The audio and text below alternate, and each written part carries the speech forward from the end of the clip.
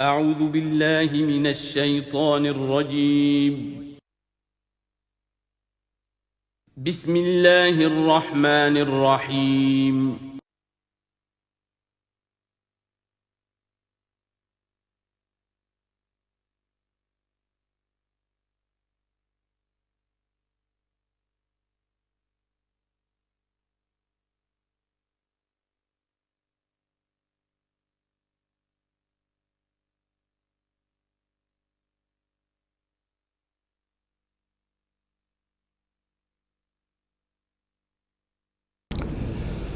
اعوذ باللہ من الشیطان الرجیم بسم اللہ الرحمن الرحیم وَإِذَا ضَرَبْتُمْ فِي الْأَرْضِ فَلَيْسَ عَلَيْكُمْ جُنَاحٌ أَن تَقْصُرُوا مِنَ الصَّلَاةِ صدق اللہ العظیم۔ اب یہ پھر کچھ شریعت کے احکام آ رہے ہیں، گویا کہ خطاب کا رخ پھر اب مسلمانوں کی طرف، اہل ایمان کی طرف۔ شریعت کے احکام، عبادات سے متعلق تفاصیل۔ اور اے مسلمانوں، جب تم زمین میں سفر کرو تو کوئی حرج نہیں ہے تم پر، کوئی گناہ نہیں ہے کہ تم کچھ کم کر لیا کرو نماز میں۔ ان خفتم ان یفتنکم الذین کفروا، اگر تمہیں اندیشہ ہو کہ تم کو نقصان پہنچائیں گے کافر۔ ان الکافرین کانوا لکم عدوا مبینا، یقیناً یہ کافر تمہارے کھلے دشمن ہیں۔ یہ ہے قصر صلاۃ، لیکن صلاۃ الخوف کی حالت میں، جنگ کی حالت میں قصر کا حکم۔ اور اس میں بھی خاص طور پر جو صورتحال تھی کہ جب حضور کے ساتھ ہوتے تھے تو اب اگر شکل یہ ہوتی کہ آدھا آدھا لشکر علیحدہ علیحدہ نماز پڑھے اور پھر حضور ایک کے ساتھ نماز پڑھے تو دوسروں کو محرومی کا احساس ہوتا۔ لہذا آپ دیکھیے کہ ایک بہت عمدہ تدبیر بتائی گئی۔ فَإِذَا كُنْتَ فِيهِمْ، تو اے نبی جب آپ بھی ان کے اندر موجود ہوں، فَأَقَمْتَ لَهُمُ الصَّلَاةَ، اور آپ نے ان کے لیے نماز کھڑی کر دی ہو، فَلْتَقُمْ طَائِفَةٌ مِّنْهُمْ مَعَكَ، تو ان میں سے ایک گروہ کو تو کھڑے ہونا چاہیے آپ کے ساتھ، وَلْيَأْخُذُوا أَسْلِحَتَهُمْ، اور جو دوسرے ہیں وہ اپنا اسلحہ لے کر وہ چاق و چوبند رہیں۔ فَإِذَا سَجَدُوا فَلْيَكُونُوا مِن وَرَائِكُمْ، تاکہ جب تم سجدہ کرو، جو حضور کے ساتھ نماز پڑھ رہے سجدے میں جائیں تو وہ دوسرا گروہ جو ہے جو نماز میں شریک نہیں ہے وہ ان کی حفاظت کرے، کھڑے رہیں ان کے پیچھے۔ وَلْتَأْتِ طَائِفَةٌ أُخْرَىٰ، اب اس کے بعد ہوتا کیا تھا کہ حضور نے ایک رکعت نماز پڑھا دی اور آپ بیٹھے رہے، دوسری رکعت کے لیے اٹھے نہیں، دوسری رکعت مسلمانوں نے خود ادا کر لی۔ اب جب انہوں نے سلام پھیر دیا چلے گئے تو جو پہلے جو تھے جنہوں اس وقت تک شریک نہیں ہوئے تھے وہ حضور کے پیچھے آ گئے۔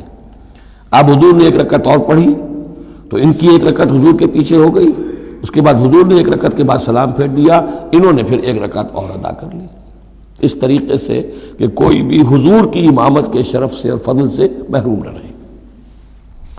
فَإِذَا سَجَدُوا فَلْيَكُونُوا مِن وَرَائِكُمْ وَلْتَأْتِ طَائِفَةٌ أُخْرَىٰ لَمْ يُصَلُّوا فَلْيُصَلُّوا مَعَكَ، اب وہ دوسرا گروہ کو آنا چاہیے کہ جنہوں نے ابھی نماز نہیں پڑھی تھی کہ وہ آپ کے ساتھ نماز پڑھیں۔ وَلْيَأْخُذُوا حِذْرَهُمْ وَأَسْلِحَتَهُمْ، اور ان کو چاہیے کہ وہ اپنی ڈھالیں بھی، اپنا بچاؤ بھی اور اسلحہ بھی ساتھ رکھے۔ وَدَّ الَّذِينَ كَفَرُوا لَوْ تَغْفُلُونَ عَنْ أَسْلِحَتِكُمْ وَأَمْتِعَتِكُمْ، یہ کافر تو اسی طاق میں رہتے ہیں، اسی امید میں رہتے ہیں کہ تم جیسے ہی غافل ہو جاؤ۔ وَدَّ الَّذِينَ كَفَرُوا لَوْ تَغْفُلُونَ عَنْ أَسْلِحَتِكُمْ، اپنے اسلحہ سے غافل ہو جاؤ، وَأَمْتِعَتِكُمْ، اور اپنے مال و اسباب سے، فَيَمِيلُونَ عَلَيْكُمْ مَيْلَةً وَاحِدَةً، تو وہ تم پر ایک دم ٹوٹ پڑے حملے کے اندر۔ وَلَا جُنَاحَ عَلَيْكُمْ إِن كَانَ بِكُمْ أَذًى مِّن مَطَرٍ، اور کوئی حرج نہیں ہے تم پر، کوئی گناہ نہیں ہے اگر تمہیں کوئی تکلیف ہو یا بارش کی وجہ سے کوئی صورتحال ایسی ہو، اور کنتم مرضى، یا تم بیمار ہو، ان تضعوا اسلحتکم، کہ اسلحہ تو اپنا رکھ دو، وخذوا حذرکم، لیکن صرف ڈھال لے لیا کرو کہ اچانک کوئی حملہ ہو جائے تو اگر پوری تلوار نیزہ وغیرہ سب اپنے جسم پر لگایا ہوا ہے تو نماز کا پڑھنا مشکل ہے، اور یہ کہ حالات ایسے ہیں تو اسلحہ علیحدہ رکھ دیا جائے لیکن ڈھال اپنے پاس موجود رہے، تاکہ اچانک کوئی حملہ ہو تو کم سے کم انسان کو وقت ملے کہ وہ اپنے آپ کو بچا کر اور پھر وہ اپنا اسلحہ بھی لے لے گا۔ ان اللہ اعد للکافرین عذابا مہینا، یقیناً اللہ تعالیٰ نے کافروں کے لیے ایک بہت اہانت آمیز عذاب تیار کر رکھا ہے۔ فَإِذَا قَضَيْتُمُ الصَّلَاةَ، پھر جب یہ نماز اس طریقے سے تم ادا کر لو، فاذکروا اللہ قیاما وقعودا وعلی جنوبکم، تو پھر ذکر کرو اللہ کا کھڑے ہوئے، بیٹھے ہوئے، لیٹے ہوئے، سواریوں پر چلتے ہوئے۔ وہ ذکر جو ہے وہ ذکر کثیر، وہ صرف نماز کے ساتھ نہیں ہے، بلکہ جیسے سورہ جمعہ میں آیا ہے کہ فَإِذَا قُضِيَتِ الصَّلَاةُ فَانتَشِرُوا فِي الْأَرْضِ وَابْتَغُوا مِن فَضْلِ اللَّهِ وَاذْكُرُوا اللَّهَ كَثِيرًا لَعَلَّكُمْ تُفْلِحُونَ۔ ہر حال میں جب تم اللہ کو یاد رکھو، اللہ کا ذکر کرتے رہو۔ ادعیہ معصورہ ہیں، اوراد معصورہ ہیں، اوراد مسنونہ ہیں، ان کے سے اپنی زبان کو اور اپنے ذہن کو اور قلب کو ایمان کے ساتھ تر و تازہ رکھو۔ فَإِذَا اطْمَأْنَنْتُمْ، اور جب تمہیں امن حاصل ہو جائے، یعنی یہ نماز کی یہ کیفیت جو ہے یہ صرف اس شکل میں ہوگی کہ خوف ہے، صلاۃ الخوف۔ جب تمہیں امن حاصل ہو جائے، خوف جاتا رہے، فَأَقِیمُوا الصَّلَاةَ، پھر نماز قائم کرو، جیسے کہ نماز کے قائم کرنے کے آداب ہیں، اس کی شرائط ہیں۔ ان الصلاۃ کانت علی المؤمنین کتابا موقوتا، یقیناً نماز اہل ایمان پر فرض کی گئی ہے، فرض ہونے کی شکل میں اور وقت کے ساتھ۔ اس کی فرضیت ہے اور موقوت ہے، اس کے اپنے اوقات ہیں، اور اس اوقات کے ضمن میں آپ کو بتا چکا ہوں کہ حضرت جبرائیل نے 2 دن نماز آپ کو پڑھائی، ایک دن 5 نمازیں اول وقت میں، دوسرے دن 5 نمازیں آخر وقت میں، اور بتایا کہ ان کے مابین وقت ہے۔ وَلَا تَهِنُوا فِي ابْتِغَاءِ الْقَوْمِ، اور دیکھو اس قوم یعنی اپنے دشمن کا پیچھا کرنے میں سست نہ بنو۔ اب تو یوں سمجھیے کہ جو حق و باطل کی جنگ ہے وہ آخری مرحلے کو پہنچ رہی ہے، اب آخری مرحلے پہ آ کے تھک نہ جانا۔ وَلَا تَهِنُوا فِي ابْتِغَاءِ الْقَوْمِ، ان کا پیچھا کرنے میں سست مت پڑو، ہمت نہ ہارو۔ ان تکونوا تعلمون، بڑے پیارے الفاظ ہیں، اگر تمہیں کوئی تکلیف پہنچتی ہے، الم پہنچتا ہے، بے آرامی ہے، فَإِنَّهُمْ يَعْلَمُونَ تَعْلَمُونَ، تو کیا انہیں نہیں پہنچتا؟ انہیں بھی تو تکلیف پہنچتی ہے، وہ بھی جنگ کر رہے ہیں، وہ بھی زخم کھاتے ہیں، ان کے بھی لوگ مر رہے ہیں، وہ ساری تکلیفیں انہیں بھی پہنچ رہی ہیں، دشمنوں کو بھی۔ وَتَرْجُونَ مِنَ اللَّهِ مَا لَا يَرْجُونَ، اور تم اللہ سے امیدیں رکھتے ہو جو وہ نہیں رکھتے۔ تمہیں تو جنت کی امید ہے، تمہیں اللہ سے مغفرت کی امید ہے، انہیں تو یہ بھی نہیں ہے، تو اس اعتبار سے تمہیں تو ان سے کہیں آگے بڑھ جانا چاہیے۔ جو آخری آیت تھی سورہ آل عمران کی کہ یا ایھا الذین آمنوا اصبروا وصابروا ورابطوا، ان سے تو بڑھ جانا چاہیے صبر کے اندر کہ تمہارا سہارا تو اللہ ہے، وما صبرک الا باللہ۔ ان کے تو یہ من گھڑت قسم کے دیویاں دیوتا، ان کے دل کے اندر ان کی حقیقت میں کوئی قدر و قیمت بھی نہیں ہے، پھر بھی وہ اپنے باطل معبودوں کے لیے اس طریقے سے جان جوکھوں میں ڈال رہے ہیں، تو مسلمانوں تمہیں تو اس سے 10 گنا کرنا چاہیے۔ وَلَا تَهِنُوا فِي ابْتِغَاءِ الْقَوْمِ إِن تَكُونُوا تَعْلَمُونَ فَإِنَّهُمْ يَعْلَمُونَ كَمَا تَعْلَمُونَ وَتَرْجُونَ مِنَ اللَّهِ مَا لَا يَرْجُونَ وَكَانَ اللَّهُ عَلِيمًا حَكِيمًا، اور یقیناً اللہ تعالیٰ علیم ہے اور حکیم ہے۔ اب یہ چند آیتیں آ گئیں اہل ایمان سے خطاب میں، اب پھر کچھ منافقوں کا معاملہ ایک آ رہا ہے۔ اِنَّا أَنزَلْنَا إِلَيْكَ الْكِتَابَ بِالْحَقِّ لِتَحْكُمَ بَيْنَ النَّاسِ بِمَا أَرَاكَ اللَّهُ، اے نبی ہم نے آپ پر کتاب نازل کی ہے حق کے ساتھ، تاکہ آپ لوگوں کے مابین فیصلہ کریں انصاف کے ساتھ، اور جو اللہ نے آپ کو دکھایا ہے، یعنی ایک تو کتاب دی ہے، قانون دیا ہے، ایک آپ کو بصیرت دی ہے، یہ اللہ تعالیٰ کی طرف سے بصیرت خاص۔ ظاہر بات ہے کہ ایک جج بیٹھا ہوا ہے اور جج کے پاس سامنے کتاب ہے، فائل ہے، شہادتیں ہیں، گواہیاں ہیں، اب ایک اس کی اپنی ایک چھٹی حص بھی ہوتی ہے، اس کی اپنی جو ہے ایک ججمنٹ بھی ہوتی ہے جس کو کہ وہ بروئے کار لاتا ہے، تو اس کو اللہ کہتا ہے جیسا کہ ہم آپ کو دکھاتے ہیں اس کے مطابق فیصلہ کریں۔ وَلَا تَكُن لِلْخَائِنِينَ خَصِيمًا، اور خیانت کرنے والوں کی طرف سے آپ نہ جھگڑے، یعنی ان کی طرف سے وکالت نہ فرمائیں کہ آپ کوئی اگر مسلمان ہے، کہنے کو مسلمان ہے خائن، تو اب اس کی طرفداری جو ہے آپ کو نہیں کرنی ہے۔ اس کا اصل میں ایک واقعہ ہو گیا تھا کہ ایک منافق مسلمان، اس نے کسی مسلمان کے گھر میں چوری کی، نقب لگائی، وہاں سے ایک آٹے کا تھیلا لے لیا، کچھ اسلحہ لے لیا، وہ اپنے گھر تک آیا تو وہ آٹے کی تھیلے کے اندر کہیں سوراخ تھا تو وہ آٹا گرتا گیا، تھوڑا تھوڑا وہ سارا راستہ جو ہے پتہ چل گیا کہ اس کے گھر تک سوراخ پہنچ گیا۔ پھر اسے کچھ خیال آیا کہ ممکن ہے مجھ پر شک ہو جائے، اسے پتہ نہیں تھا کہ یہ آٹا بھی میرا لاش فاش کر رہا ہے۔ اس نے یہ کیا، اسی وقت جا کر ایک یہودی کے ہاں امانت رکھوا دیا، یہ سامان میری امانت ہے تمہارے پاس، لیکن وہاں بھی وہ نشان جو ہے آٹے کا وہاں بھی پہنچ گیا۔ اب اگلے روز جب تلاش ہوئی اور وہ آٹا جو گرا ہوا تھا راستے میں، اس کو دیکھ کر کھوج لگاتے ہوئے لوگ پہلے اس کے مکان پر پہنچے، اس نے صاف انکار کر دیا، تلاشی لے لی، چیز نکلی نہیں۔ اب انہوں نے دیکھا تو وہ آگے جا رہے ہیں نشان، وہ وہاں پہنچ گئے، یہودی کے ہاں برآمد ہو گیا۔ یہودی نے کہا ٹھیک ہے، یہ مال ہے، یہ رات رکھے یہاں پر حفاظت کے لیے رکھ گیا تھا۔ اب یہاں پہ جھگڑا ہو گیا کہ اس کے جو قوم کے لوگ تھے، اس کے گھرانے کے لوگ، اس منافق مسلمان کے، ان کا نہیں یہ جھوٹ بولتا ہے، یہ یہودی چور ہے۔ اب وہ یہودی کا اور مسلمان جو منافق تھا اس کا مقدمہ تھا جو حضور کے سامنے آیا، اور پوری قوم، اس کا پورا گھرانہ جو ہے، وہ قبیلہ اس کا جو ہے وہ آ گیا شور مچاتے ہوئے اور قسمیں کھاتے ہوئے، ہمارا یہ آدمی تو بہت نیک ہے، اس پر خامخواہ یہ جھوٹا الزام لگ رہا ہے، اور یہ ہے اور وہ ہے، یہاں تک کہ کچھ حضور کا دل بھی پسیجنے لگا اس شخص کے بارے میں۔ اس پر یہ آیت نازل ہوئی ہے، خیانت کرنے والے کی طرف سے آپ وکالت نہ کریں، اس کے سہارا نہ بنیں، اس کو مدد نہ پہنچائیں۔ وَلَا تَكُنْ لِلْخَائِنِينَ خَصِيمًا، اب خصیمہ بحث کرنے والا، للخائنین، علی الخائنین ہوتا تو خائنوں کے خلاف، للخائنوں کے حق میں آپ دلیل نہ دیں۔ وَاسْتَغْفِرِ اللَّهَ، اور یہ جو بھی آپ کی طبیعت میں نرمی پیدا کچھ ہو گئی تھی، اس پر اللہ سے استغفار کیجئے، ان اللہ کان غفورا رحیما، یقیناً اللہ تعالیٰ بخشنے والا اور رحیم ہے۔ وَلَا تُجَادِلْ عَنِ الَّذِينَ يَخْتَانُونَ أَنفُسَهُمْ، آپ مت جھگڑیے ان لوگوں کی طرف سے جنہوں نے کہ اپنے جانوں کے ساتھ خیانت کی ہے۔ اب ہم یہ امید لگائے بیٹھے حضور ہماری طرف سے شفاعت کریں گے، چاہے ہم نے بے ایمانیاں کی ہیں، حرام خوریاں کی ہیں، شریعت کی دجیاں بکھیری ہے، تو حضور گویا کہ ہماری شفاعت کریں گے۔ یہاں فرمایا جائے وَلَا تُجَادِلْ عَنِ الَّذِينَ يَخْتَانُونَ أَنفُسَهُمْ، مت جھگڑیے آپ ان لوگوں کی طرف سے، ان کی طرف سے وکالت مت کیجیے۔ ان اللہ لا يحب من كان خوانا اثیما، اللہ تعالیٰ کو بالکل پسند نہیں ہے وہ لوگ کہ جو خوان ہوں، خیانت کرنے والے اور گناہ گار ہوں۔ یستخفون من الناس ولا یستخفون من اللہ، یہ لوگ شرماتے ہیں اور چھپتے ہیں لوگوں سے، اللہ سے نہیں چھپتے۔ وَهُوَ مَعَهُمْ إِذْ يُبَيِّتُونَ مَا لَا يَرْضَىٰ مِنَ الْقَوْلِ، حالانکہ جب یہ راتوں کو مشورے کرتے ہیں مسلمانوں کے خلاف، حضور کے خلاف، یہ منافقین کی بات آ رہی ہے، تو اللہ تعالیٰ ان کے ساتھ موجود ہوتا ہے۔ اگر تو ایمان ان کا ہو اللہ پر تو انہیں معلوم ہو کہ اللہ سن رہا ہے ہماری بات۔ یہ مسلمانوں سے ڈرتے ہیں، خفیہ رکھتے ہیں اپنی باتوں کو، ان بدبختوں کو یہ خیال نہیں ہے کہ اللہ وہ تو ہر وقت ہمارے پاس موجود ہے۔ وَكَانَ اللَّهُ بِمَا يَعْمَلُونَ مُحِيطًا، اور جو کچھ وہ کر رہے ہیں اللہ اس کا احاطہ کیے ہوئے ہے، یعنی اس کی پکڑ سے یہ کہیں باہر نہیں نکل سکتے۔ ہاں انتم ہؤلاء جادلتم عنہم فی الحیاۃ الدنیا، اب یہاں پہ اشارہ ہو رہا ہے وہ جو منافق مسلمان تھا، چور، اس کے جو گھرانے والے لوگ تھے کہ اے لوگوں تم نے دنیا کی زندگی میں تو ان کی طرف سے جھگڑا کر لیا، یہاں تک کہ حضور کو بھی بچلانے کی حد تک تم پہنچ گئے۔ وَمَن يُجَادِلُ اللَّهَ عَنْهُ يَوْمَ الْقِيَامَةِ، قیامت کے دن کون مجادلہ کرے گا اللہ سے؟ یہاں تم چھڑا بھی لو، حضور کو بھی فرض کیجئے، حضور نے فرمایا، یہ حدیث موجود ہے کہ میرے سامنے کوئی مقدمہ پیش ہوتا ہے تو کوئی ایک فریق زیادہ چرب زبان ہوتا ہے، اپنی بات کو پیش کرتا ہے اور میرے ہاں سے وہ غلط فیصلہ لے جاتا ہے۔ فرض کیجئے زمین کا کوئی ٹکڑا تھا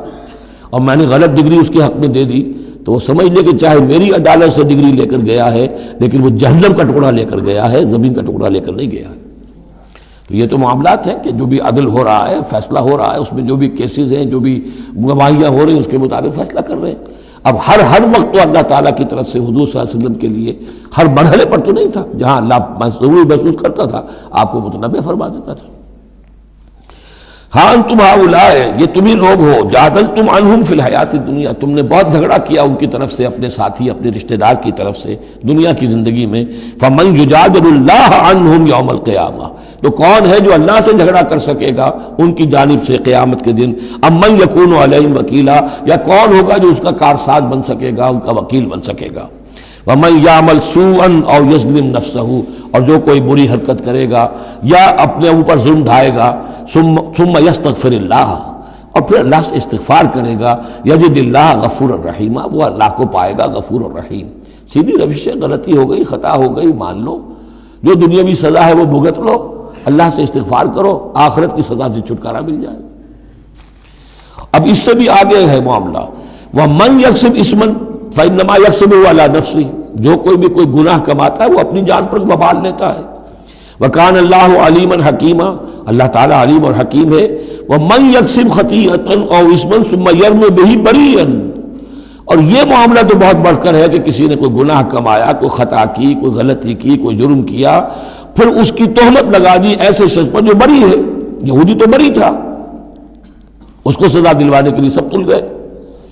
تو ثم یرمی بہ بریئا، جو بری ہے اس سے، اس کا کوئی تعلق نہیں، اس کا اس میں کوئی گناہ میں حصہ نہیں، فقد احتمل بہتانا و اسما مبینا، تو اس نے تو اپنے سر پر بہت بڑا طوفان اور بہت کھلا کھلا گناہ کا بوجھ لے لیا ہے۔ ولولا فضل اللہ علیک، اب یہ حضور سے خطاب ہو رہا ہے کہ اس معاملے میں اگر اللہ تعالیٰ نے بروقت آپ کو مطلع نہ کر دیا ہوتا، ولولا فضل اللہ علیک ورحمتہ لہمت طائفۃ منہم ان یضلوک، تو ان میں سے ایک گروہ ان منافقین میں سے وہ تو اس کے اوپر تل گیا تھا کہ آپ کو گمراہ کر دے، یعنی آپ سے غلط فیصلہ کروا لے، عدالت محمدی سے ظلم ہو جائے، اور وہ جو اصل میں مجرم نہیں تھا، بے گناہ جو ہے یہودی، اس کو پکڑ لیا جائے۔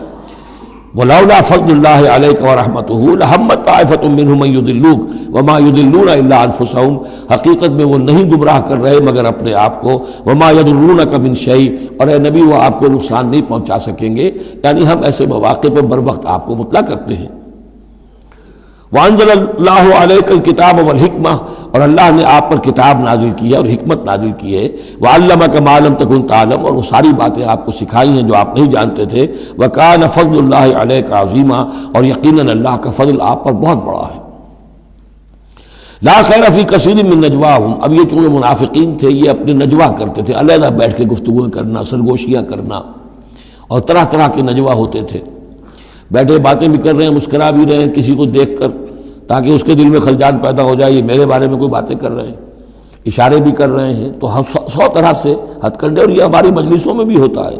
یہ سارے معاملات جو کہ انسانی معاشرے کے اندر جیسے ہوتے تھے آج بھی ہوتے ہیں۔ لا خیر فی کثیر من نجواہم، یہ جو نجوا کرتے ہیں، سرگوشیاں کرتے ہیں، ان میں سے اکثر میں کوئی خیر نہیں ہے، الا من امر بصدقۃ، ہاں ایک بات ہو سکتی ہے، خاموشی سے کسی کو علیحدگی میں لے جا کر کسی صدقے کی اس کو تلقین کی جائے کہ بھائی دیکھو تمہیں اللہ نے غنی کیا ہے، یہ محتاج ہے میں جانتا ہوں، تو علیحدگی بجائے اس کے کہ پبلک میں اس سے بات کرو، اسے علیحدہ جا کے سمجھاؤ، یہ اچھی بات ہے۔ او معروف، یا کسی اور نیکی کا حکم دے، او اصلاح بین الناس، یا لوگوں کے معاملات کو درست کرنے کے لیے، دو بھائی جھگڑ پڑے ہیں تو کرنا پڑتا ہے یہ کہ ایک سے جا کر بات سنیے، پھر اس کی بات جو ہے اس کو اچھی شکل میں پیش کیجئے دوسرے بھائی کے پاس کہ آپ کو مغالطہ ہوا، انہوں نے یہ بات یوں نہیں کہی تھی، یوں کہی تھی، اس طریقے سے جو بھی کوئی ہو رہا ہو علیحدہ علیحدہ خفیہ گفتگو، تو اس میں کوئی حرج نہیں ہے۔ وَمَن يَفْعَلْ ذَلِكَ ابْتِغَاءَ مَرْضَاتِ اللَّهِ، جو شخص اس طرح کا نجوا کرے گا، اس طرح کی سرگوشی کرے گا اللہ تعالیٰ کی رضا جوئی کے لیے، فَسَوْفَ نُؤْتِيهِ أَجْرًا عَظِيمًا، ان کو تو ہم اللہ تعالیٰ جو ہے ہم دیں گے بہت بڑا اجر۔ وَمَن يُشَاقِقِ الرَّسُولَ، اور جو رسول کی مخالفت پر تلا ہوا ہے، یہ نجوا کر رہا ہے مخالفت میں، سازشیں، سرگوشیاں، بھڑکا رہا لوگوں کو، دیکھو جی یہ کر دیا، یہ کر دیا، اپنے لوگوں کے لیے یہ کر دیا۔ غزوہ حنین میں ہوا، غزوہ حنین میں چونکہ بہت سے مسلمان وہ تھے مکے کے جو اسی وقت ایمان لائے تھے فتح مکہ کے بعد،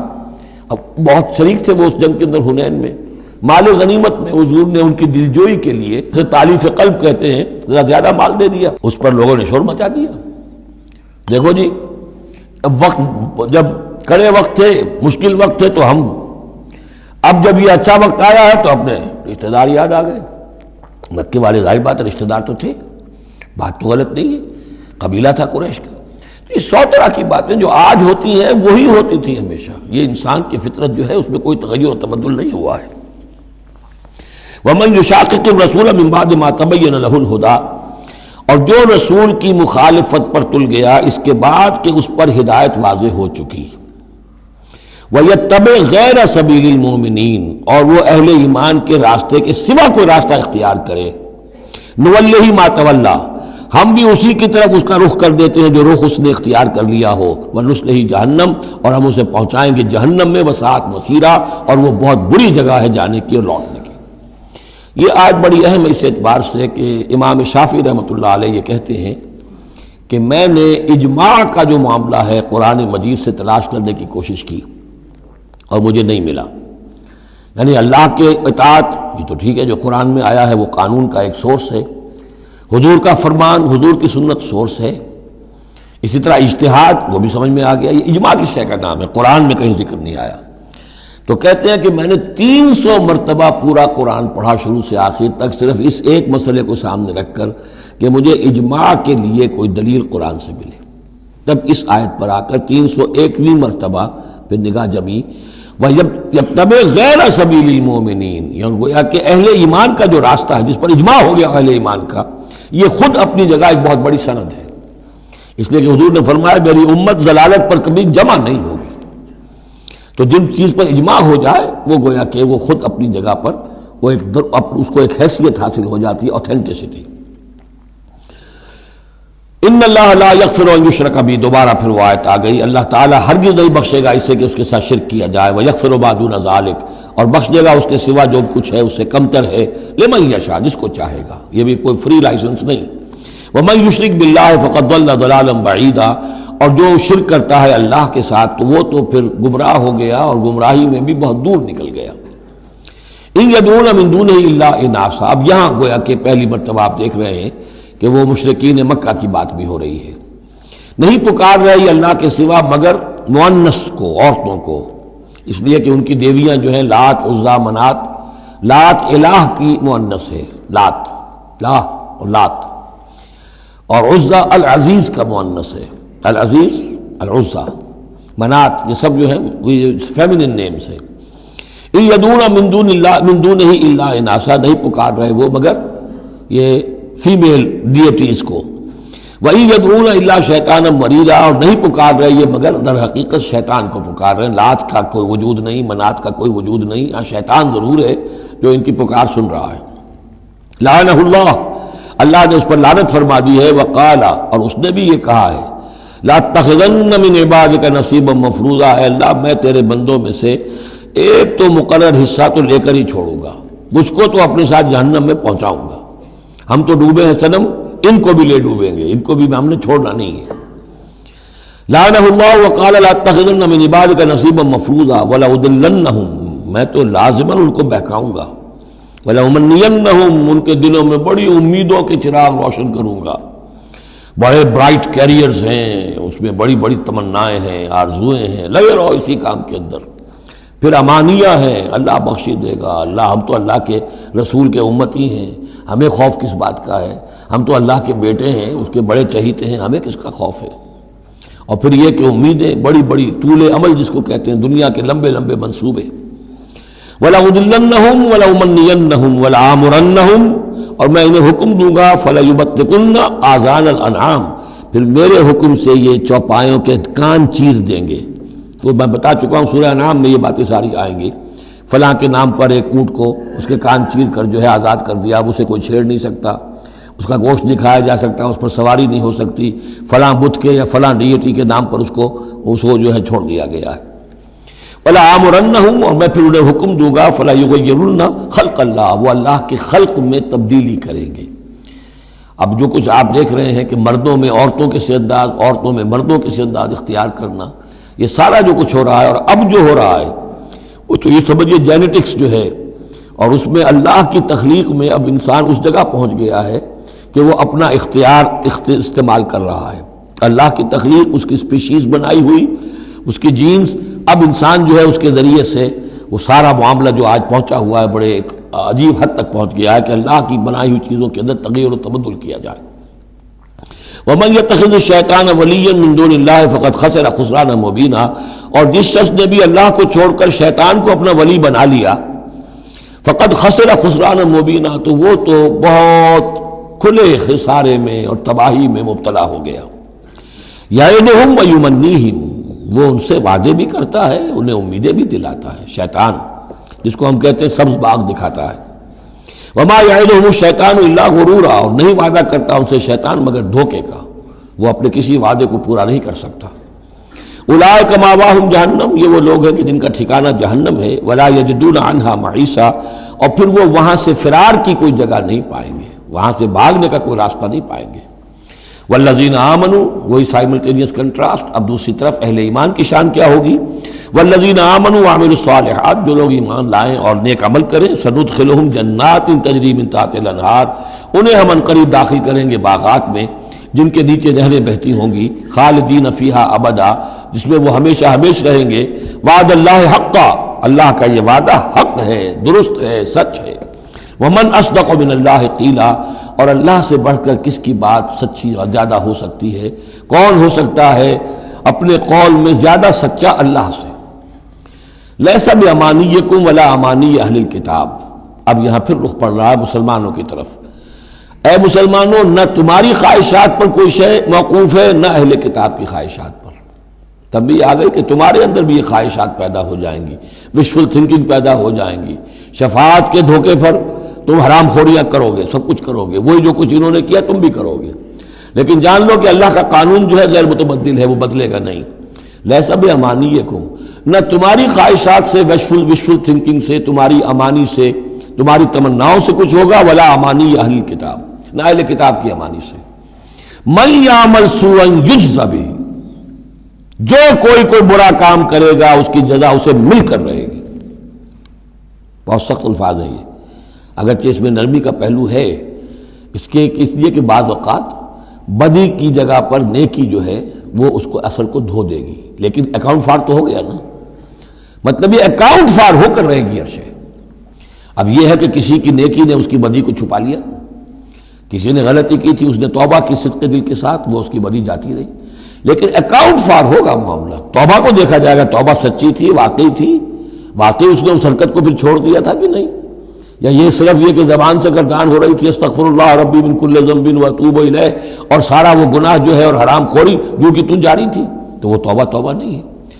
من یعمل سوءا یجز بہ ولا یجد له من دون اللہ ولیا ولا نصیرا، اور نہیں پائے گا وہ اللہ کے سوا نہ کوئی حمایتی، بلکہ یہاں ترجمہ ہوگا اللہ کے مقابلے میں نہ کوئی حمایتی پائے گا نہ کوئی مددگار۔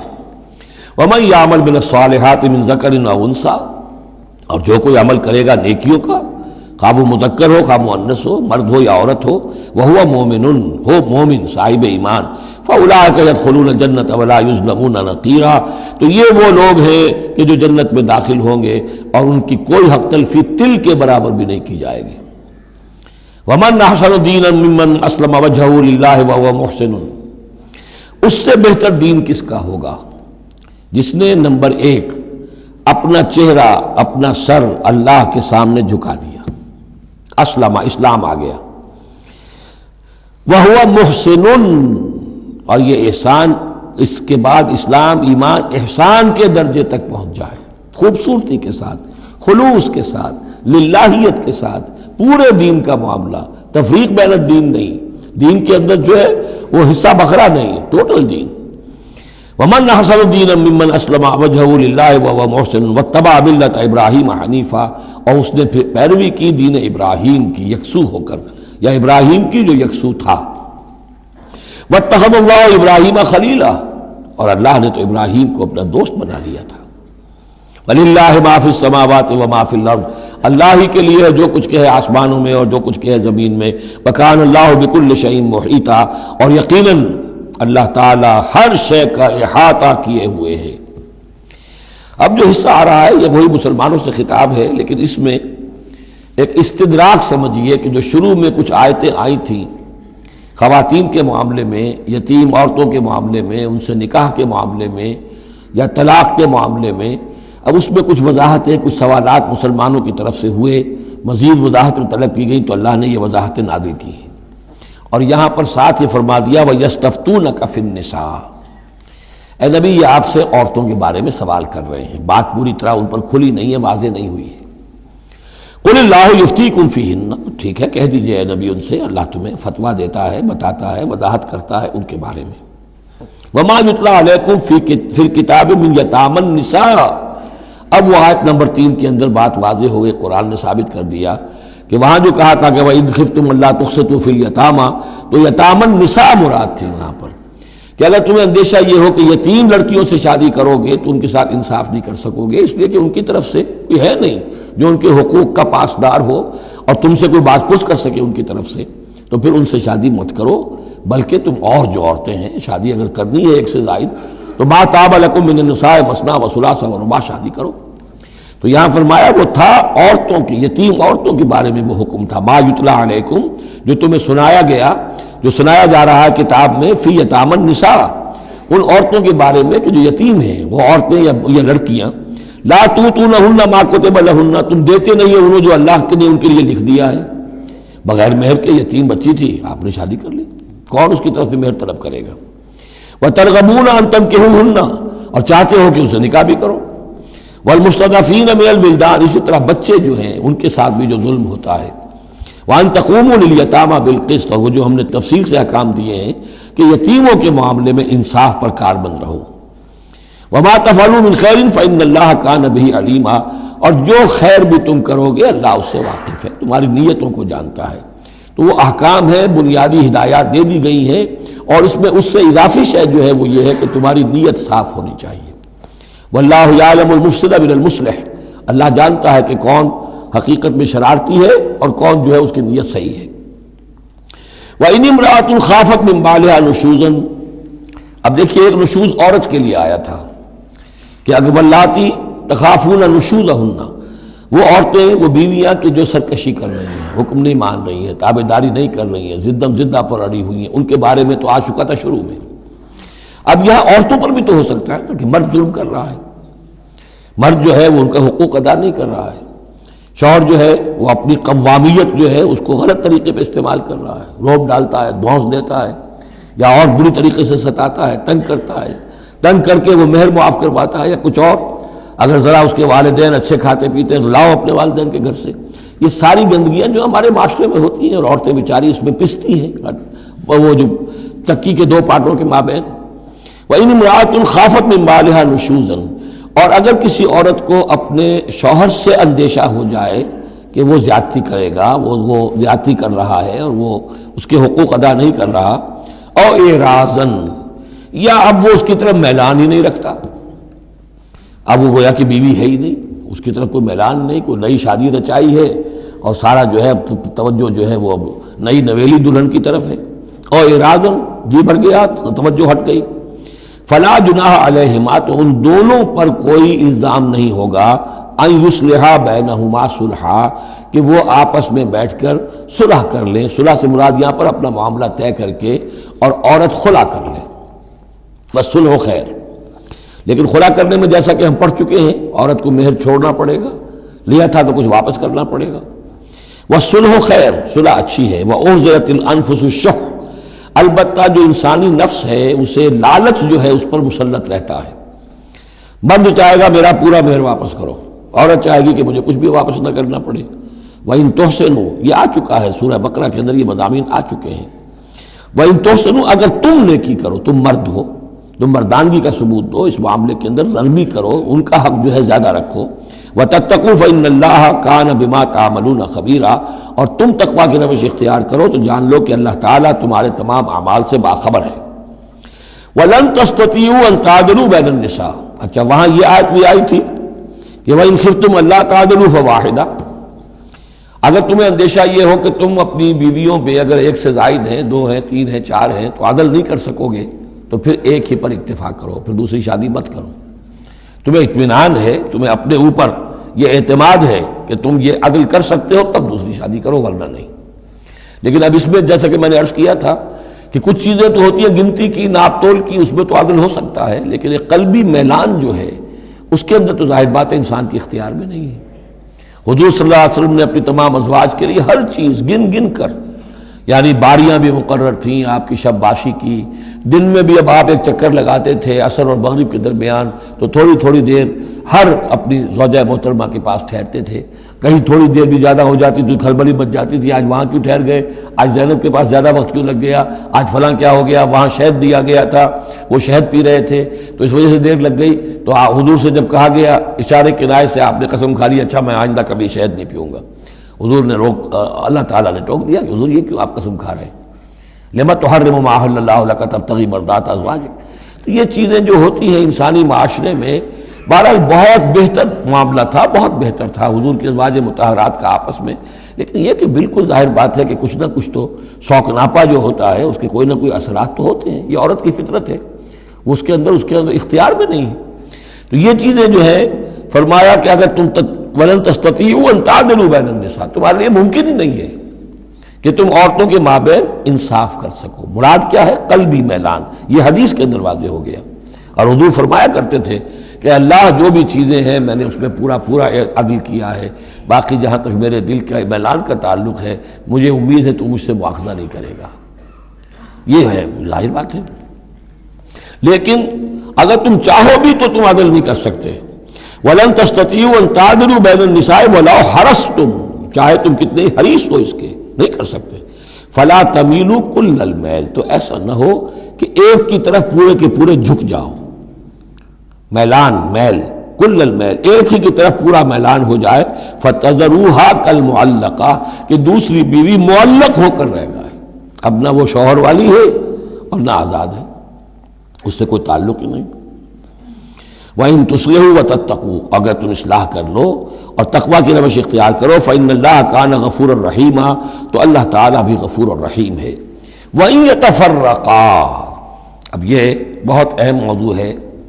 کہ ہمارے ہاں طلاق کے بارے میں جو یہ مشہور ہو گیا صحیح ہے، ان ابغض الحلال عند اللہ الطلاق، یہ حلال چیزوں میں سب سے زیادہ اللہ کو ناپسند جو ہے وہ طلاق ہے، لیکن اسے کفر کے درجے تک پہنچایا ہوا ہے۔ لڑائی چل رہی ہے، جھگڑا چل رہا ہے، مزاجوں میں موافقت نہیں ہے، ایک دوسرے کو کوس رہے ہیں، دن رات کا جھگڑا ہے، طلاق نہیں دینی، یہ احمقانہ طرز عمل ہے، بالکل احمقانہ، شریعت کی منشا کے بالکل خلاف۔ یہاں آپ دیکھیں کہ ایک طرح کی ترغیب ہے طلاق کی، ترغیب۔ وَإِن يَتَفَرَّقَا اب اگر وہ متفرق ہو جائیں، علیحدہ ہو جائیں، سیپریشن جو آپ استعمال کرتے ہیں، سیپریٹ ہو جائیں، یغنی اللہ کلا من سعتہ اللہ دونوں کو اپنی کشادگی کشائش سے غنی کر دے گا۔ ہو سکتا ہے اس عورت کو بھی کوئی بہتر رشتہ مل جائے کہ جو اس سے اس کے ساتھ مزاجی موافقت رکھنے والا ہو، اور اس شوہر کو بھی اللہ تعالیٰ کوئی بہتر بیوی دے دے کہ جس کے اور اس کے درمیان جو ہے مزاج کے اندر موافقت پیدا ہو جائے۔ تو یہ کہ عدم موافقت ہے، لڑتے رہنا ہے، دنگا فساد ہے، لیکن یہ کہ وہ طلاق نہیں دینی ہے، یہ ہندوانہ اثرات ہیں ہم پر نمبر ایک، اور دوسرے عیسائیانہ اثرات ہیں۔ عیسائیت میں بھی طلاق حرام ہے، اس لیے کہ قانون اصل میں شریعت، انجیل میں شریعت اور قانون تو ہے ہی نہیں، لیکن جو حضور نے فرمایا ان ابغض الحلال عند اللہ الطلاق، ایسی ہی کوئی بات حضرت مسیح نے فرمائی کہ طلاق اگر بلا وجہ کوئی شخص طلاق دے دیتا ہے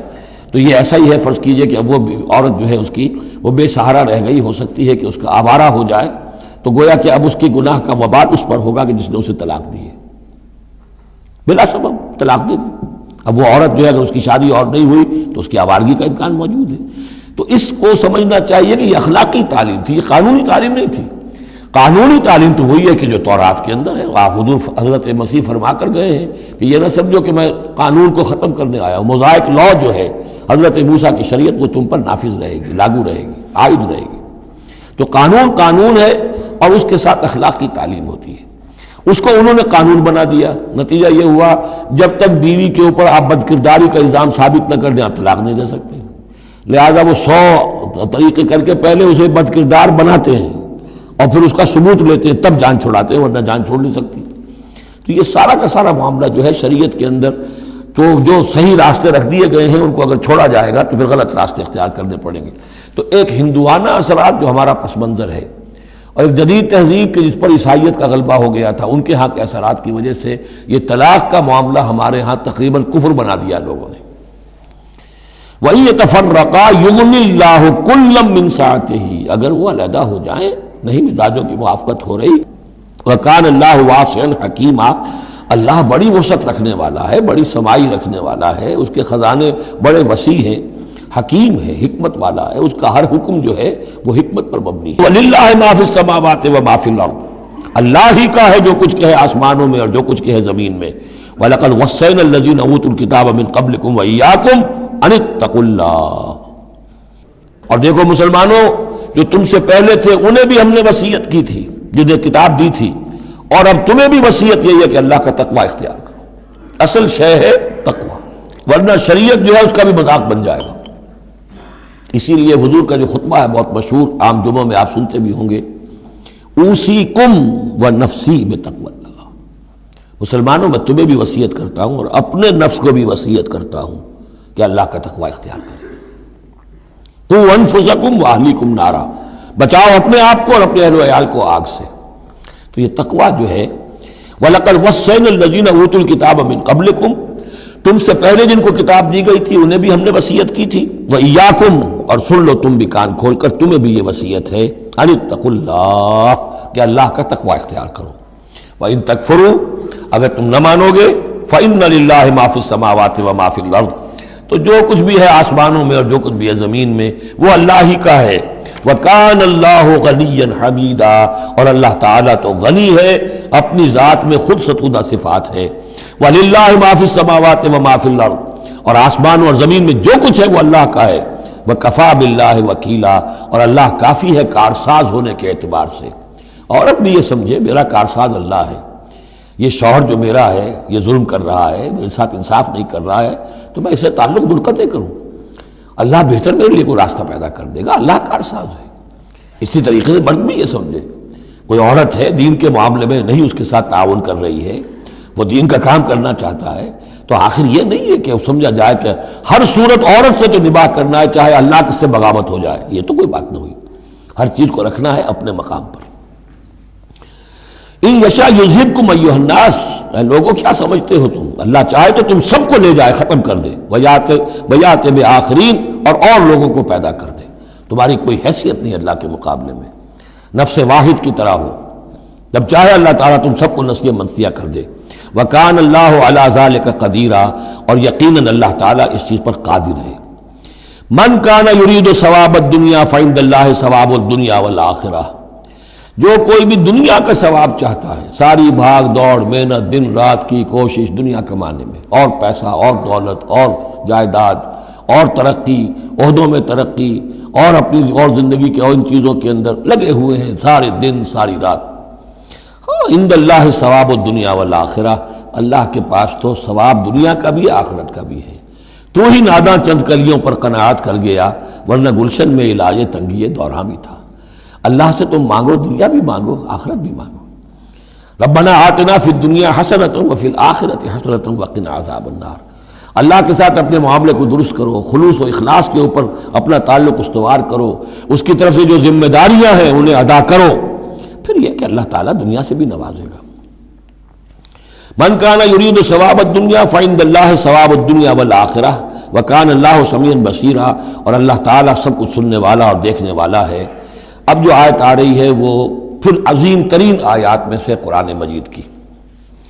یا ایھا الذین آمنوا کونوا قوامین بالقسط شہداء للہ ولو علی انفسکم او الوالدین والاقربین ان یکن غنیا او فقیرا فاللہ اولی بہما فلا تتبعوا الہوی ان تعدلوا وان تلووا او تعرضوا فان اللہ کان بما تعملون خبیرا. اے اہل ایمان کھڑے ہو جاؤ عدل کو قائم کرنے کے لیے پوری قوت کے ساتھ. سورہ آل عمران میں ہم نے کیا پڑھا تھا؟ اللہ قائما بالقسط ہے. شہد اللہ انہ لا الہ الا هو والملائکۃ واولو العلم قائما بالقسط. جب اللہ عدل قائم کرنا چاہتا ہے تو اللہ کے اس دنیا میں کارندے کون ہیں؟ اہل ایمان، سپاہی ہیں، اللہ کے سپاہی. لہذا عدل قائم کرے گا اللہ دنیا میں اہل ایمان کے ذریعے. اللہ دین کا غلبہ چاہتا ہے لیکن اہل ایمان کو جانیں دینی ہوگی، کوششیں کرنی ہوگی، اصرار کرنا ہوگا، قربانیاں دینی ہوگی، تب دین غالب ہوگا. لیکن یہ اندازہ کیجئے کہ کس قدر اہمیت ہے عدل و قسط. یہ جو سوشل جسٹس کا معاملہ ہے، جتنا زور اسلام نے دیا ہے بدقسمتی سے آج کا ہمارا مذہبی طبقہ اتنا ہی اس سے بے بہرا، سرے سے انہیں پتہ ہی نہیں کہ سوشل جسٹس کی بھی کوئی اہمیت اسلام میں ہے. قانون کی اہمیت ہے، تعزیرات کی اہمیت ہے، چور کا ہاتھ کاٹو اس کی اہمیت تو معلوم ہے، لیکن یہ کہ اس نظام کو درست کرو، ظلم ختم کرو، ایکسپلائٹیشن ختم کرو. یہ سرمایہ دار جس طریقے سے خون چوس رہے ہیں اور چوس چوس کر جیسے مچھر پھول جاتا ہے ہمارا خون پی کر، اس طرح وہ پھولے ہوئے ہیں. آخر یہ پورا نظام درست کرو نا. یہ مشین جو ہے، یہ پورا نظام جو ہے جس میں کہ ڈسٹریبیوشن آف ویلتھ جو ہے اس کا نظام غلط ہے. ایک ایسی چکی ہے کہ آٹا پیس کر ایک طرف ڈالتی ہے دوسری طرف ڈالتی ہی نہیں. ایک طرف بھوک ہے، کاد الفقر و یکون کفرا. یہ فقر جو ہے یہ تو کفر تک انسان کو پہنچا دیتا ہے. پہلے وہ نظام قائم کرو جس میں عدل ہو، جس میں ضمانت دی گئی ہو کہ ہر شخص کی، ہر شہری کی بنیادی ضروریات کی کفالت ہے جو نظام خلافت کے اندر ہے. پھر کوئی چوری کرے تو ہاتھ کاٹو، ضرور کاٹو، لیکن یہ ہے کہ قانون تو ہمیں معلوم ہے. بحالات موجودہ آپ وہ قانون نافذ کر دیجیے، فائدہ ہوگا حرام خوروں کو، بلیک مارکیٹیوں کو، جنہوں نے کہ حرام خوری سے دولت جمع کی ہوئی ہے. چور کا ہاتھ کٹے گا تو وہ پھر پاؤں پھیلا کے سوئیں گے، انہیں ڈر کائے کا رہا، فائدہ انہیں ہوگا. اصل شے یہ، میں یہ نہیں کہہ رہا کہ شریعت نافذ نہ کی جائے معاذ اللہ، لیکن یہ کہ شریعت شریعت ہے، دین دین ہے. لا جو ہے وہ سب سرو کرتا ہے سسٹم کو. قانون جو ہے وہ کسی نظام کو قائم کرتا ہے، مضبوط کرتا ہے، سب سرو کرتا ہے، اس کی خدمت کرتا ہے. جو سسٹم ہے نظام دین کا اس کو قائم کرو، اور پھر اس کو قائم رکھنے کے لیے، اسے کنسولیڈیٹ کرنے کے لیے، اسے چلانے کے لیے، اسے مستقل کرنے کے لیے قانون نافذ کرو۔ یہ ہے جو کہ اصول ہے۔ یا ایھا الذین آمنوا کونوا قوامین بالقسط شہداء للہ، یہی مضمون سورہ مائدہ میں بھی آ جائے گا، کل ہم پڑھیں گے انشاءاللہ۔ صرف یہ کہ اس میں ترتیب بدل گئی ہے، یا ایھا الذین آمنوا کونوا قوامین للہ شہداء بالقسط، بس اتنا فرق ہے۔ لیکن اس میں اشارہ ہو گیا کہ اللہ اور قسط گویا کہ مترادف الفاظ ہیں۔ گواہ بن جاؤ اللہ کے، یا گواہ بن جاؤ قسط کے، کھڑے ہو جاؤ اللہ کے لیے یا کھڑے ہو جاؤ انصاف کے لیے۔ معلوم ہوا اللہ اور قسط یہ مترادف ہیں۔ یا ایھا الذین آمنوا کونوا قوامین بالقسط شہداء للہ ولو علی انفسکم، خواہ یہ انصاف کی بات تمہارے اپنے خلاف جا رہی ہو، اوی الوالدین یا تمہارے والدین کے خلاف جا رہی ہو، والاقربین خواہ تمہارے قرابت داروں کے خلاف جا رہی ہو، تمہارا تعلق عدل کے ساتھ، انصاف کے ساتھ، قسط کے ساتھ ہے، رشتہ داری کے ساتھ نہیں۔ ان یکن غنیا اور فقیرا، ایک چور دروازہ یہ ہوتا ہے تو خیر حق تو اس کا نہیں بنتا ہے، لیکن یہ غریب ہے، چلو میں اس کے حق میں فیصلہ کر دوں۔ ان یکن غنیا اور فقیرا فاللہ اولیٰ بہما، چاہے وہ شخص غنی ہے یا فقیر ہے، دونوں کا پشت پناہ اللہ ہے، دونوں کا کفیل اللہ ہے، تم نہیں ہو کفیل۔ تمہیں فیصلہ کرنا ہے جو صحیح ہے، جو عدل پر ہے، جو انصاف پر ہے، وہ فیصلہ کرنا ہے، کسی کی جانبداری نہیں۔ وہ جانبداری نہ باپ کی کرنی ہے، نہ ماں کی کرنی ہے، نہ بھائی کی کرنی ہے، نہ خود اپنی کرنی ہے۔ یا ایھا الذین آمنوا کونوا قوامین بالقسط شہداء للہ، اللہ کے گواہ بن کر کھڑے ہو جاؤ اللہ کے حق میں۔ دیکھیے شہادت اعلیٰ، لوگوں پر گواہی، اور شہادت للہ، اللہ کے لیے گواہی۔ یہوہاز وٹنسز، اللہ کے گواہ، یہ تو ہمیں ہونا چاہیے، اللہ کے گواہ بن کر کھڑے ہو جائیں، ہر حق بات جو اللہ کی طرف سے اس کے علم بردار ہوں، اور اس حق کو قائم کرنے کے لیے تن من دھن لگانے کے لیے اپنی کمر کس لیں۔ وَلَوْ عَلَىٰ أَنفُسِكُمْ وَبِالْوَالِدَيْنِ وَالْأَقْرَبِينَ إِن يَكُنْ غَنِيًّا أَوْ فَقِيرًا فَاللَّهُ أَوْلَىٰ بِهِمَا، ان کا خیر خواہ اللہ ہے۔ وَلَا تَتَّبِعُوا الْهَوَىٰ، تو دیکھو خواہشات کی پیروی نہ کرو، أَن تَعْدِلُوا، مبادا تم عدل سے ہٹ جاؤ، کہ تم عدل نہ کرو، خواہشات کی پیروی کر کے عدل سے برگشتہ ہو جاؤ۔ وَإِن تَلْوُوا أَوْ تُعْرِضُوا، اگر تم زبانوں کو ادھر ادھر مروڑے گے، بات جس کو آپ کہتے ہیں کہ اپنے الفاظ جو ہیں ان کو انسان جو ہے چوئنگ یور ورڈز، تو اس طریقے سے کہ بات کہنا بھی چاہتے ہیں کہہ بھی نہیں پا رہے ہیں، حق بات جو ہے زبان سے نکالنا نہیں چاہتے، غلط بات نکل نہیں رہی ہے۔ ان تلووا او تعرضوا، یا تم اعراض کرو گے، بچ جاؤ گے، منہ موڑ لو گے، فإن اللہ کان بما تعملون خبیرا، تو اللہ تعالیٰ جو کچھ تم کر رہے ہیں اس سے پوری طرح باخبر ہے، اللہ بے خبر نہیں ہے۔ اس کے بعد اب جو مضمون آ رہا ہے وہ شاید اس سورہ مبارکہ کا اہم ترین مضمون ہے۔ یا ایھا الذین آمنوا آمنوا باللہ ورسولہ والکتاب الذی نزل علی رسولہ والکتاب الذی انزل من قبل، اے ایمان والو، ایمان لاؤ اللہ پر اور اس کے رسول پر، اور اس کتاب پر جو اس نے نازل فرمائی اپنے رسول پر، اور اس کتاب پر جو اس نے پہلے نازل فرمائی۔ ایمان والو، ایمان لاؤ، چھ معنی دارت۔ ایک ایمان ہے اقرار باللسان، وہ تو تمہیں حاصل ہے، وہ تمہیں موروثی طور پر حاصل ہو گیا، مسلمان ماں باپ کے گھر میں پیدا ہو گئے، وہ ایمان مل گیا۔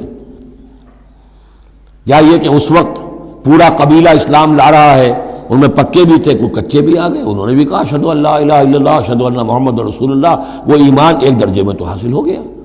اس لیے ہم پڑھ چکے ہیں کہ کوئی تمہیں اگر راستے میں ملا ہے اور وہ اپنا اسلام ظاہر کرتا ہے، آپ کہہ نہیں سکتے کہ تم مومن نہیں ہو۔ تو ایمان کا ایک درجہ تو وہ ہے، قانونی درجہ ہے،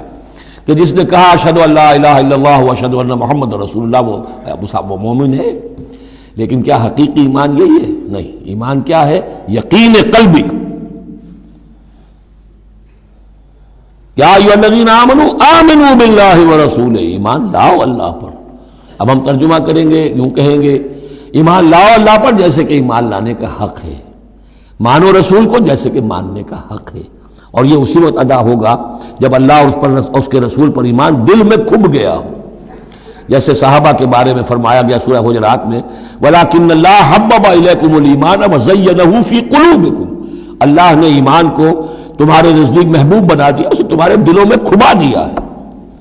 اور کچھ لوگوں کے بارے میں فرمایا قالت الاعراب آمنا قل لم تؤمنوا ولکن قولوا اسلمنا ولما يدخل الايمان في قلوبكم، یہ بدو دعویٰ کر رہے ہیں ہم ایمان لے آئے۔ اے نبی ان سے کہہ دیجئے تم ہرگز ایمان نہیں لائے ہو، ہاں یوں کہہ سکتے ہو کہ ہم مسلمان ہو گئے، اسلام لے آئے ہیں، ہم نے سر تسلیم خم کر دیا، ہم نے اطاعت قبول کر لی، لیکن ابھی تک ایمان تمہارے دلوں میں داخل نہیں ہوا ہے۔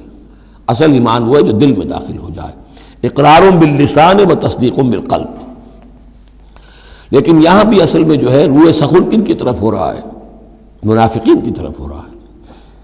وہ ایمان تو لائے تھے لیکن وہ ایمان نہیں تھا۔ یا ایھا الذین آمنوا آمنوا باللہ ورسولہ والکتاب الذی نزل علی رسولہ، قرآن کے لیے لفظ نزل، والکتاب الذی انزل من قبل، اور تورات کے لیے انزل، اور اس کتاب پر بھی جو پہلے نازل کی گئی تھی۔ وَمَن يَكْفُرْ بِاللَّهِ وَمَلَائِكَتِهِ، جو کوئی کفر کرے گا اللہ کا اور اس کے فرشتوں کا، وَكُتُبِهِ اور اس کی کتابوں کا، وَرُسُلِهِ اور اس کے رسولوں کا، وَالْيَوْمِ الْآخِرِ اور قیامت کے دن کا، فَقَدْ ضَلَّ ضَلَالًا بَعِيدًا، تو وہ تو گمراہ ہو گیا اور گمراہی میں بہت دور نکل گیا۔ یہ آیتیں سب کی سب بہت ہی اہم ہیں اور بڑی گہری ہیں۔ ان الذین آمنوا ثم کفروا ثم آمنوا ثم کفروا ثم ازدادوا کفرا لم یکن اللہ لیغفر لهم ولا لیہدیہم سبیلا بشر المنافقین بان لهم عذابا الیما۔ دیکھیے یہ منافقت کا معاملہ کیا تھا؟ یہ ایسا نہیں تھا کہ ایک ہی دن میں آدمی منافق ہو گیا۔ ایک تو تھے وہ جو شعوری منافق تھے، جو فیصلہ کر کے، جو ہم سورہ آل عمران میں پڑھ آئے ہیں، صبح ایمان کا اعلان کریں گے، شام کو ہم پھر کافر ہو جائیں گے، مرتد ہو جائیں گے، تو معلوم ہوا ایمان انہیں نصیب ہوا ہی نہیں،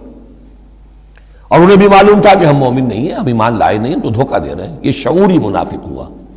غیر شعوری منافق کون سے ہوتے تھے؟ کہ جو آئے تو تھے، کوئی دل میں دھوکہ دینے کی نیت نہیں تھی، انہیں اندازہ نہیں تھا کہ یہ، وہ سمجھتے تھے پھولوں کی سیج ہے، نکلا وہ کانٹوں بھرا بستر۔ اب انہیں قدم قدم پہ رکاوٹ ہے، وہ ارادہ، وہ پختگی نہیں ہے، ایمان کی وہ گہرائی نہیں ہے کہ ہر کے بعد آباد جو ہو سو ہو۔ ان کا کیا ہوتا ہے، کچھ دو قدم چلے، کچھ پیچھے ہٹ گئے، کچھ چھٹک گئے، کچھ چلے، کچھ ہمت کی، کچھ رک گئے۔ نتیجہ یہ ہوتا ہے کہ اب لوگ ان کے ڈانٹ ڈپٹ کرتے، تم کیا کرتے ہو؟ تو اب انہوں نے کیا کیا، جھوٹے بہانے بنانے شروع کیے، اور پھر آخری درجہ جھوٹی قسمیں کھانی شروع۔ خدا کی قسم یہ مجبوری تھی، اس لیے میں رک گیا تھا، تم سمجھتے ہو کہ میں جہاد میں نہیں جانا چاہتا تھا، تم ایسا گمان تو نہ کرو، مجھے یہ مجبوری ہو گئی تھی، میری بیوی مر رہی تھی، میں کیسے جا سکتا تھا، وغیرہ وغیرہ، جھوٹی قسمیں۔ تو یہ جو ہے معاملہ ایمان اور کفر کا، یہ یوں چلتا رہتا ہے۔ اگرچہ اوپر جو ہے وہ پردہ تو ایمان کا ہے، کافر تو وہ ہوا ہی نہیں،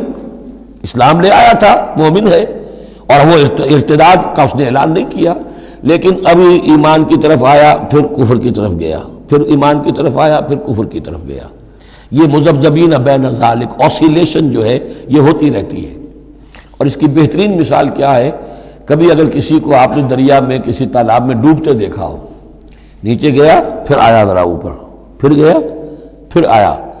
پھر گیا تو گیا، بالکل وہ نقشہ ہے جو یہاں ہے۔ ان الذین آمنوا ثم کفروا، یہاں کفر سے مراد نفاق ہے، کفر قانونی نہیں، کفر حقیقی، کفر معنوی، کفر باطنی،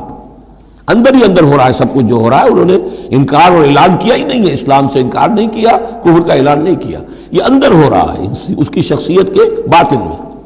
ان الذین آمنوا ثم کفروا ثم آمنوا ثم کفروا، ایمان لائے پھر کفر کیا، پھر ایمان لائے پھر کفر کیا، ثم ازدادوا کفرا، پھر کفر میں بڑھتے چلے گئے۔ لم یکن اللہ لیغفر لہم، اللہ تعالیٰ ایسے لوگوں کو مغفرت کرنے والا نہیں ہے، ایسے لوگوں کی مغفرت کرنے والا نہیں ہے، ولا لیہدیہم سبیلا، اور نہ ایسے لوگوں کو وہ راستہ دکھائے گا۔ اگلی آیت میں کھول دیا کہ یہ کن کا تذکرہ ہے، بشر المنافقین بان لہم عذابا علیما، اے نبی ان منافقوں کو بشارت دے دیجئے کہ ان کے لیے دردناک عذاب۔ یہاں تو آنا ہے تو یکسو ہو کے آؤ، ریزرویشن رکھ کر مت آؤ۔ وَلَنَبْلُوَنَّكُمْ بِشَيْءٍ مِّنَ الْخَوْفِ وَالْجُوعِ وَنَقْصٍ مِّنَ الْأَمْوَالِ وَالْأَنفُسِ وَالثَّمَرَاتِ، کان کھول کر آؤ۔ لَتُبْلَوُنَّ فِي أَمْوَالِكُمْ وَأَنفُسِكُمْ وَلَتُسْمَعُنَّ مِنَ الَّذِينَ أُوتُوا الْكِتَابَ مِن قَبْلِكُمْ وَالَّذِينَ أَشْرَكُوا أَذًى كَثِيرًا، تمہیں سننی پڑیں گی، ساری تلخ باتیں سننی پڑیں گی، کڑوے گھونٹ کرنے پڑیں گے، قدم قدم پر آزمائشیں آئیں گی۔ در رہے منزل لیلا کہ خطر ہاش بسے، شرط اول قدم ہی نس کے مجنون باشی۔ بشر المنافقین، تنزیہ انداز ہے، ان منافقوں کو بشارت دے دیجئے محمد صلی اللہ علیہ وسلم کہ ان کے لیے بہت دردناک عذاب ہے۔ الذین یتخذون الکافرین اولیاء من دون المؤمنین، ان کی ایک شان یہ بھی تھی کہ وہ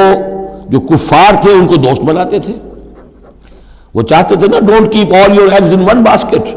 بالکل یکسو مسلمانوں کے ساتھ ہو جاؤ، کیا پتہ ہے کل پلڑا جو ہے بدل جائے۔ تو کفار کے ساتھ بھی keep some good office with them also, کچھ نہ کچھ ان کے ساتھ رہے معاملہ، کہہ سکیں وقت کے اوپر، تو دوستیاں رکھتے تھے۔ الذین یتخذون الکافرین اولیاء من دون المؤمنین، اہل ایمان کو چھوڑ کر ان کو دوست بناتے ہیں اور ان کو اپنا پشت پناہ بناتے ہیں۔ ایبتغون عندہم العزہ، کیا وہ ان کے اس قرب میں اور ان کی محفلوں میں جا جا کر عزت چاہتے ہیں، عزت کی تلاشی ہیں۔ امریکہ جانا بہت بڑا اعزاز ہے، اتنے بڑا اعزاز مل گیا تو یہ عزت ہی ہے نا جو انسان ڈھونڈنے کے لیے، اور اس کے لیے کروڑوں روپیہ خرچ ہوتا ہے، اس کے لیے جو بھی لابینگ ہوتی ہے، اس کے لیے وہ چند منٹ کی ملاقات کے لیے وہ بھی، اور کچھ اس سے حاصل ہو نہ ہو، باقی جو پالیسیاں ان کی چلتی رہتی ہیں وہ تو جو بھی ان کا CIA کر رہا ہے یا کوئی اور پینٹاگون کر رہا ہے وہ تو بیٹھا ہوا ہے فگر ہیڈ، اس کے سوا کچھ بھی نہیں۔ الذین یتخذون الکافرین اولیاء من دون المؤمنین یبتغون عندہم العزہ فإن العزۃ للہ جمیعا، عزت کل کی کل اللہ کے اختیار میں ہے۔ کہاں عزت ڈھونڈ رہے ہو؟ وقد نزل علیکم فی الکتاب، اور یہ بات تم پر نازل کی جا چکی ہے کتاب میں، یہ سورہ انعام کی آیت نمبر 68 ہے، جس میں روکا گیا مسلمانوں کو کہ جب تم دیکھو کہ کافر لوگ جو ہیں استہزاء کر رہے ہیں، قرآن کا مذاق اڑا رہے ہیں، تو کم سے کم یہ ہے، اب مکے کی آیت ہے وہ، اس وقت مسلمانوں میں اتنا زور تو نہیں تھا کہ ان کو چپ کر سکتے زبردستی، لیکن یہ کم سے کم یہ کرو کہ وہاں بیٹھو مت، وہاں سے چلے جاؤ، احتجاجاً جو ہے وہاں سے رخصت ہو جاؤ، پھر وہاں بیٹھو نہیں۔ اگر بیٹھے رہو گے تو ہو سکتا ہے تمہاری غیرت کے اندر کچھ کمی آتی چلی جائے، تمہاری جو حس جو ہے وہ پھر کند پڑ جائے۔ تو اسی کا حوالہ دیا جا رہا ہے، وقد نزل علیکم، اللہ اتار چکا ہے تم پر فی الکتاب، اسی کتاب میں قرآن میں، ان اذا سمعتم آیات اللہ یکفر بہا، جب تم سنو کہ اللہ کی آیات کا کفر کیا جا رہا ہے، وہ یستہزأ بہا، اور ان کا مذاق اڑایا جا رہا ہے، فلا تقعدوا معہم، تو ان کے ساتھ مت بیٹھو، حتی یخوضوا فی حدیث غیرہ، یہاں تک کہ پھر وہ کسی اور بات میں لگ جائیں، پھر دوبارہ آ جاؤ، کوئی حرج نہیں، کوئی اور بات ہے، اس لیے کہ بہرحال ان کو کوئی نے تبلیغ کرنی ہے، ان سے گفتگو کرنی ہے، تعلق منقطع نہیں کرنا، لیکن جب وہ یہ حرکت کر رہے ہو تب ان کے قریب مت بیٹھو۔ انکم اذا مثلہم، اگر تم بھی بیٹھے رہو گے اس وقت اسی حالت میں ان کے ساتھ تو پھر تم بھی ان جیسے ہو جاؤ گے۔ ان اللہ جامع المنافقین والکافرین فی جہنم جمیعا، یقیناً اللہ تعالیٰ جمع کر کے رہے گا منافقوں کو بھی اور کافروں کو بھی جہنم میں، سب کو۔ الذین یتربصون بکم، وہ جو تمہارے لیے ایک انتظار کی حالت میں ہیں، دیکھنا چاہتے ہیں، دیکھیے اونٹ کس کروٹ بیٹھتا ہے، تیل دیکھو، تیل کی دھار دیکھو، آخری فتح مسلمانوں کو ہوتی ہے یا کفار کو ہوتی ہے، دونوں کے ساتھ کچھ نہ کچھ تعلقات رکھو تاکہ وقت جو بھی ہو، جو بھی صورتحال سچویشن جو بھی ہو جائے، ہم اس کے اندر اپنے بچاؤ کی کوئی شکل کر لیں۔ تو الذین یتربصون بکم، وہ تمہاری بات طاق میں ہے، منتظر ہیں، سوچ رہے ہیں۔ فَإِن كَانَ لَكُمْ فَتْحٌ مِّنَ اللَّهِ، تو اگر تمہیں فتح مل جاتی ہے اللہ تعالیٰ کے فضل و کرم سے، قَالُوا أَلَمْ نَكُن مَّعَكُمْ، وہ آ جائیں گے، ہم بھی تو آپ کے ساتھ تھے، مسلمان تھے، ہمارا بھی حصہ نکالیے مال غنیمت میں سے۔ وَإِن كَانَ لِلْكَافِرِينَ نَصِيبٌ، اور اگر کوئی حصہ پہنچ جائے کافروں کو، کوئی فتح انہیں وقتی طور پر حاصل ہو جائے، ان کا پلڑا بھاری ہو جائے، قالوا، تو وہ کہے کہ اپنے ان کافروں ساتھیوں سے، أَلَمْ نَسْتَحْوِذْ عَلَيْكُمْ، کیا ہم نے آپ کا گھیراؤ نہیں کر لیا تھا، ہم نے آپ کو بچایا ہوا تھا کہ یہ مسلمان جو ہیں، ہم تو اوٹ بنے ہوئے تھے اصل میں، آپ سمجھتے ہیں مسلمانوں کے ساتھ ہو کر ہم جنگ کرنے آئے تھے، نہیں، ہم اس لیے آئے تھے کہ مسلمانوں کے حملوں سے آپ کو بچائیں۔ أَلَمْ نَسْتَحْوِذْ عَلَيْكُمْ وَنَمْنَعْكُمْ مِنَ الْمُؤْمِنِينَ، ہم نے تو بچایا ہے آپ کو مسلمانوں سے۔ فَاللَّهُ يَحْكُمُ بَيْنَكُمْ يَوْمَ الْقِيَامَةِ، تو اللہ ہی فیصلہ کرے گا تمہارے مابین قیامت کے دن۔ وَلَن يَجْعَلَ اللَّهُ لِلْكَافِرِينَ عَلَى الْمُؤْمِنِينَ سَبِيلًا، اور اللہ تعالیٰ کافروں کو اہل ایمان کے مقابلے میں راہیاب نہیں کرے گا۔ ان المنافقون یخادعون اللہ وهو خادعهم، یہ منافق اللہ کو دھوکہ دینے کی کوشش کر رہے ہیں اور اللہ انہیں دھوکہ دے رہا ہے۔ وَإِذَا قَامُوا إِلَى الصَّلَاةِ قَامُوا كُسَالَىٰ، جب نماز کے لیے بھی کھڑے ہوتے ہیں تو کسل بندی کے ساتھ کھڑے ہوتے ہیں، طبیعت میں بشاشت نہیں ہوتی. یراؤن الناس، لوگوں کو دکھاوے کے لیے. ولا یذکرون اللہ الا قلیلا، اور نہیں ذکر کرتے حقیقت میں اللہ کا مگر بہت کم. بارک اللہ لی ولکم فی القرآن العظیم ونفعنی وإیاکم بالآیات والذکر الحکیم.